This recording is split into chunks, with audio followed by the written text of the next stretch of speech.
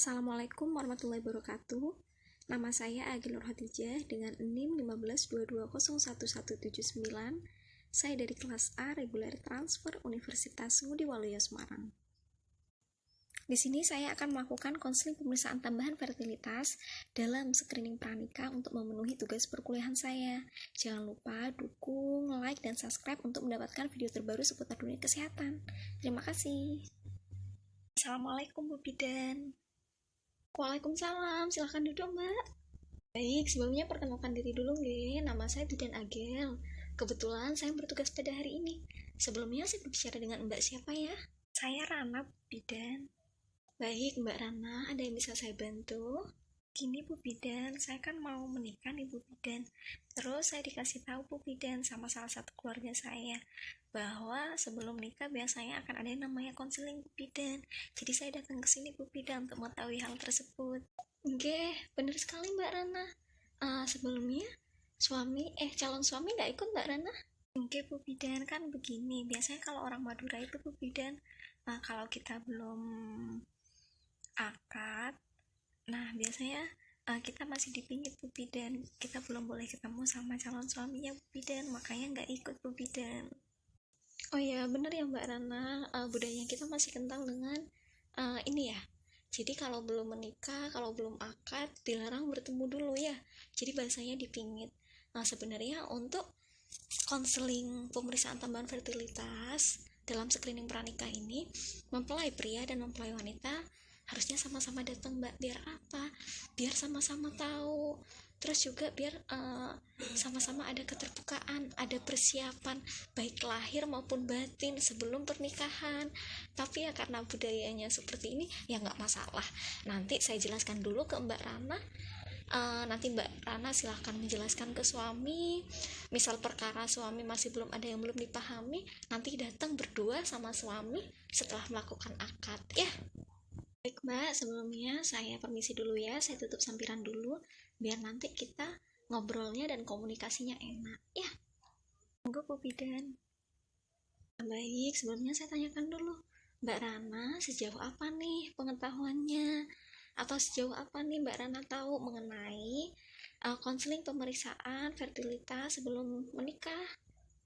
Sejauh ini saya belum tahu apa-apa sih Bu Bidan, soalnya tetangga salah satu keluarga saya cuma bilang coba ke rumah bidan dulu untuk konseling persiapan pranikah gimana gitu Bu Bidan. Baik Mbak Rana, di sini saya akan jelaskan kembali mengenai konseling pemeriksaan tambahan fertilitas dalam screening pranikah. Nah di sini saya sudah sediakan buku lembar baliknya nggih. Nanti Mbak Rana bisa melihat gambarnya. Nah saya akan memberikan penjelasannya. Nah konseling pemeriksaan tambahan fertilitas ini dilakukan untuk mengetahui kesuburan dari masing-masing calon pengantin Mbak, baik perempuan ataupun laki-laki. Yang mana pemeriksaannya dilakukan untuk mengetahui kesuburan. Nah, pemeriksaannya apa aja? Ada banyak. Yang pertama ada pemeriksaan sperma, yang kedua pemeriksaan suhu basal tubuh, yang ketiga pemeriksaan lilit serviks di sini. Terus yang keempat ada pemeriksaan tes fan. Terus juga ada uji coba pasca senggama. Nah, saya jelaskan dulu dimulai dari pemeriksaan sperma. Nah, baik, yang disebut dengan pemeriksaan sperma di sini atau analisa semen yaitu suatu pemeriksaan laboratorium yang bertujuan untuk mengetahui kualitas sperma seorang pria, baik dari jumlahnya, pergerakan sperma dalam air maninya. Nah, ini dilakukan sebagai langkah awal evaluasi untuk mengetahui apakah seorang pria memiliki masalah kesuburan atau infertilitas, Mbak. Nah, persiapannya apa aja? Di sini ada gambarnya ya. Yang pertama, biasanya kita akan menyuruh untuk menghindari aktivitas seksual 2-5 hari sebelum pengambilan sampel. Terus pastikan kondisi badan optimal. Nah, akan tetapi Mbak, jangan menghindari aktivitas seksual sampai terlalu lama, sekitar 1-2 minggu. Karena apa? Karena juga dapat menyebabkan penurunan jumlah dan pergerakan sperma. Nah, biasanya caranya gimana? Nah, biasanya nanti kami akan memberikan tabung kecil untuk tempat penampungan sperma. Setelah itu, segera bawa wadah sampel setelah ejakulasi ke laboratorium. Pastikan wadahnya berada sedekat mungkin dengan tubuhnya. Agar apa? agar sampel berada pada suhu tubuh yang normal. Nah, cara yang umum untuk pengambilan sampelnya, Mbak, biasanya dilakukan dengan masturbasi nantinya. Nah, sampai air mani pria dapat bervariasi dari waktu ke waktu. Jika diperlukan, 2 atau 3 sampel yang berbeda dapat diperiksa dalam jangka waktu 3 bulan. Nah, hasil dari analisanya biasanya diketahui dalam waktu 1 hari, Mbak. Ya, di sini ada. Nah, hal apa aja nih yang dapat mempengaruhi proses hasil analisa? Yang pertama, biasanya karena pengaruh dari obat-obatan yang dapat menurunkan kualitas sperma, Mbak. Terus yang kedua, karena kafein, bisa kopi, ya, alkohol, rokok, terus obat-obatan tertentu kayak ganja. Nah, terus biasanya karena obat-obatan herbal, Mbak. Kadang kan ada tuh yang biar kuat, kadang dikasih obat-obatan herbal tertentu. Nah, kadang kandungan dari obat-obatan herbal itu bisa mengganggu produksi dari hasil analisa yang kita lakukan, Mbak. Nah, terus yang keempat, biasanya sampelnya itu atau spermanya itu dia berada pada suhu dingin sebelum diperiksa, sehingga mempengaruhi dari proses hasil analisa. Nah, yang terakhir, air maninya nggak lengkap, Mbak, jadi juga mempengaruhi dari proses analisa. Nah, yang kedua di sini, Mbak, kita buka lagi ya. Yang kedua ada yang namanya pemeriksaan suhu basal tubuh, yang mana pemeriksaan suhu basal tubuh ini biasanya digunakan atau dilakukan dengan cara melakukan pemeriksaan suhu badan. Nah, biasanya suhu badan Mbak ini di pagi hari sebelum bangun dari tempat tidur dan sebelum beraktivitas. Biasanya terjadi sekitar 12-24 jam setelah ovulasi atau masa subur berlangsung. Tujuannya untuk apa? Tujuannya untuk mengetahui apakah ovulasi berlangsung normal atau enggak. Nah, normalnya suhu tubuh, Mbak, pada saat kita ini tidak mengalami ovulasi atau sedang tidak masa subur biasanya 35,5 sampai 36 derajat Celcius. Tergantung pada perorangannya lagi dan juga tergantung pada suhu tempat tinggal. Tapi, Mbak, ketika masa ovulasi atau ketika masa subur biasanya suhu tubuh itu mengalami kenaikan 0,5 derajat. Nah, tujuannya apa sih, Mbak? Tujuannya apa sih, Bu? Nah, tujuannya di sini untuk mempersiapkan lapisan rahim untuk kemungkinan kehamilan. Nah, gimana teknik pengukurannya? Nah, di sini teknik pengukurannya yang pertama, menggunakan pengukuran dengan termometer spesial suhu basal tubuh karena lebih akurat ketimbang termometer biasa. Nah, biasanya dilakukan gimana? Yaitu termometer jenis merkuri atau digital. Nah, yang kedua, nanti Mbaknya akan diajarkan untuk membuat diagram grafik. Bisa dari dokter, ahli kandungan, atau nanti Mbak bikin sendiri. Nanti saya ajarin ya. Terus yang ketiga, pengukurannya sesaat setelah bangun tidur di pagi hari dan dalam waktu yang sama. Gini, Mbak, misal nih hari ini Mbak ngukurnya di jam 6. Nah, besoknya Mbak juga ngukur di jam 6. Pas bangun tidur, nah itu langsung alat pengukur suhu tubuhnya itu ditaruh di samping bantalnya Mbak. Jadi bangun tidur sebelum Mbak ngapa-ngapain, sebelum bangun, nah itu langsung dicek. Nah, biasanya, Mbak, alat termometer nanti itu dimasukkan ke mulut atau ke dubur. Nanti terserah Mbak mau pakai yang mana, tapi lebih enak kayaknya pakai yang ke mulut aja ya. Terus setelah itu hasilnya dicatat di lembar grafik. Nah, nanti untuk apa tujuannya? Untuk memberikan pola perubahan suhu tubuh saat siklus mens atau masa subur. Nah, bagaimana nih, Bu, tanda ovulasi itu terjadi? Nah, yang pertama, biasanya suhu tubuh itu meningkat lebih tinggi daripada 6 hari sebelumnya. Terus biasanya suhu tubuh akan berada pada level ini atau mengalami kenaikan lagi selama 3 hari. Jadi ovulasi telah terjadi. Nah, yang ketiga, biasanya bila terjadi atau bila tidak ada kemungkinan suhu ovulasi setelah beberapa siklus. Nah, yang mempengaruhi terhadap keakuratan apa aja? Yang pertama, apabila Mbak dalam kondisi kurang tidur atau kondisi tidurnya terganggu, itu juga mempengaruhi loh mbak kepada hasil pengukuran suhu tubuh. Yang kedua, apabila mbaknya bangun di jam yang berbeda. Tadi kan pengukurannya harus sama nih, misal mbak hari ini ngukurnya di jam 7, nah berarti besok harus ngukur di jam 7 lagi. Tapi ketika mbak siklus bangunnya itu berbeda jamnya, maka ini juga dapat mempengaruhi. Terus yang ketiga, apabila mbak dalam kondisi sakit atau kelelahan. Nah di sini ya. Yang keempat, apabila mbak dalam kondisi emosinya yang tidak stabil, misal nih semalamnya tengkar sama suami, akhirnya bad mood, emosinya nggak stabil, besoknya mbak kecapean, keletihan, bangunnya kesiangan. Nah itu juga mempengaruhi ya. Terus apabila mbak mau konsumsi alkohol atau merokok atau obat-obatan tertentu, itu juga mempengaruhi ya. Mbak, kita lanjutin dulu ya. Nah, di sini yang ketiga ada yang namanya pemeriksaan lendir serviks.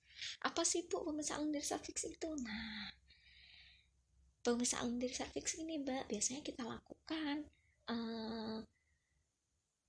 dengan cara pemeriksaan keputihan. Ya, secara nggak langsung kita pasti mengalami yang namanya keputihan Mbak setiap hari, tapi keputihannya itu berbeda-beda kan. Nah, yang ketiga adalah pemeriksaan lendir serviks. Jadi, cara terbaik melakukan pemeriksaan lendir serviks yaitu dengan cara mengusap tisu sebelum dan setelah buang air kecil. Nah, itu lebih efektif Mbak. Nah, gimana caranya? Usapkan tisu dari depan ke belakang, lalu lihat di tisunya, amati warna lendir serviksnya dengan baik. Nah, setelah itu lakukan pencatatan. Apa saja yang dicatat? Warna lendirnya, terus apakah warnanya kuning, putih, jernih, apa keruh. Nah, konsistensinya itu gimana? Apa kental, apa lengket, apa elastis. Jadi mbak gak apa-apa nanti pegangnya dilihat kayak gini. Jadi gimana sih? Apa lengket, apa elastis, apa langsung jatuh ya. Nah, setelah itu mbak periksa lendir serviks sebelum dan setelah buang air kecil. Nah, analisa, lihat dulu lendir serviksnya pada pakaian dalam. Terus catat nih, oh apa dia kering, oh apa dia basah gitu ya. Setelah itu periksa vulva dan sensasinya gimana, raba perlahan area vulva dengan jarinya mbak. Nah, perhatikan sensasinya seperti apa kering, terus apa basah, apa lembab. Nah, meraba vulva selama rutin adalah langkah yang bagus sehingga mbaknya dapat mengetahui nih kondisi normalnya gimana. Nah, setelah itu lakukan evaluasi mbak catatan lendir serviks. Nah, catatan ini akan membantu untuk mengevaluasi siklus menstruasi dan ovulasi secara efektif, serta dapat membantu mencegah atau memperbesar peluang kehamilan. Nah, biasanya mbak, lendir serviks pada masa ovulasi dia itu kayak putih telur. Mbak pernah ya megang putihnya telur itu? Jadi ketika putihnya telur itu kita seperti ini kan, nah itu langsung jatuh. Nah, itu adalah masa yang bagus mbak, atau disebut dengan masa ovulasi atau masa suburnya kita. Biasanya ketika kita melakukan senggama pada masa itu, kemungkinan terjadinya kehamilan itu lebih tinggi. Karena apa? Sperma akan mudah masuk ya. Nah, selanjutnya mbak ada pemeriksaan Vespar atau disebut dengan Fermi, yaitu pembentukan struktur seperti daun pakis. Ada mbak sayur pakis tuh, mbak pernah tahu? Bisa lihat gambar di sini ya. Nah, biasanya mengacu pada derajat dan pola yang tampak jika lendir dikeringkan di atas pemisahan kaca objek. Nanti biasanya kita akan ambil lendir serviksnya mbak, terus kita taruh di kaca objek mbak. Nanti kalau dia membentuk seperti daun pakis, nah maka berarti bagus mbak ya. Waktu pemeriksaannya kapan? Waktu pemeriksaan ini dilakukan pada saat ovulasi, karena pada masa ovulasi biasanya bentuk daun pakis akan lebih jelas terlihatnya mbak. Nah, ketika kita melakukan pemeriksaan Vespar ini pada saat sebelum ataupun sesudah masa ovulasi dan selama masa nifas, maka yang kita temukan di kaca objeknya itu akan berbeda mbak. Jadi akan ada pola dengan ciri khas yang berbeda sesuai dengan kondisi. Misalnya mbak melakukan kondisi sebelum masa ovulasi, maka akan berbeda dengan pada saat mbak melakukan tes ini ketika masa ovulasi, begitupun dengan masa kehamilan. Nah, biasanya Mbak, ketika terdapat darah pada saat pemeriksaan fan, ini akan menghambat pembentukan pola pakis yang sempurna, dan biasanya pada saat itu terdapat infeksi serviks. Nah, pola pakis sempurna selama masa pertengahan siklus menstruasi berarti menandakan adanya aktivitas hormon estrogen yang baik, Mbak. Dan pada saat ini biasanya tidak ada yang namanya infeksi serviks. Ya, selanjutnya kita buka lagi ya, Mbak. Di sini lembar baliknya. Nah, yang kelima ada yang namanya uji coba pasca senggama. Nah, apa itu, Bu? Nah, ini dilakukan untuk mengetahui kemampuan tembus sperma menyerbu lendir serviks. Caranya gimana? Yang pertama Mbak, anjurkan lakukan hubungan seks di rumah setelah 2 jam. Setelah itu datang ke FS untuk pemeriksaan. Nah, biasanya lendir serviks ini diambil dan dilakukan pemeriksaan jumlah spermatozoanya yang dijumpai di lendir tersebut. Nah, setelah itu dilakukan pada masa ovulasi hari ke-12, 13, 14 dengan perhitungan menstruasi hari pertama. Ya, jadi nanti Mbak, ketika Mbak di rumah selesai melakukan hubungan seksual, nah setelah 2 jam habis melakukan hubungan seksual itu, Mbak dan suami silahkan datang langsung ke rumah sakit atau ke tenaga kesehatan ya, atau ke tempat untuk melakukan tes ini, Mbak. Nah, nanti lendir yang ada di bagian vaginanya Mbak nanti akan diambil untuk mengetahui ini ya, jumlah spermanya ya. Nah, terakhir ada yang namanya tes LH atau luteinizing hormon. Nah, ini dilakukan Mbak untuk mengetahui jumlah hormon LH dalam darah. Nah, nanti juga kelihatan hormon yang dikeluarkan oleh kelenjar hipofisis di bawah otak. Fungsinya untuk apa? Yang pertama, untuk membantu mengatur siklus menstruasi dan produksi sel telur. Yang kedua, untuk mengetahui apakah wanita sedang dalam masa ovulasi atau tidak. Ya. Nah, sejauh ini ada yang mau ditanyakan Mbak atau Mbak belum paham nih? Oh, begitu ya Bu Bidan. Berarti sebelum nikah itu ada banyak sekali pemeriksaan yang nantinya saya lakukan dan suami saya lakukan ya Bu Bidan. Salah satunya ada pemeriksaan suhu tubuh, terus lendir serviks ya Bu Bidan, terus ada pemeriksaan fan yang tadi ya Bu Bidan, terus juga ada pemeriksaan uji coba pasca senggama ya Bu Bidan. Tapi kayaknya lebih mudah ini ya Bu Bidan, suhu tubuh, terus juga uji coba pasca senggama. Tapi nanti saya coba komunikasi lagi Bu Bidan sama suami. Nanti insya Allah ketika setelah selesai akad, hasil komunikasi dengan suami gimana, suami misal belum ada yang paham, nanti saya datang lagi ke Bu Bidan. Iya benar sekali Mbak Rana sepertinya sudah sangat paham ya. Nanti misal ada kesulitan ketika berkomunikasi dengan suami, atau Mbak ingin melakukan, segera datang saja ke saya nanti sama suaminya sekalian diajak setelah akad ya. Semoga lancar Mbak pernikahannya sampai hari. Oke, amin. Terima kasih Bu Bidan atas doanya.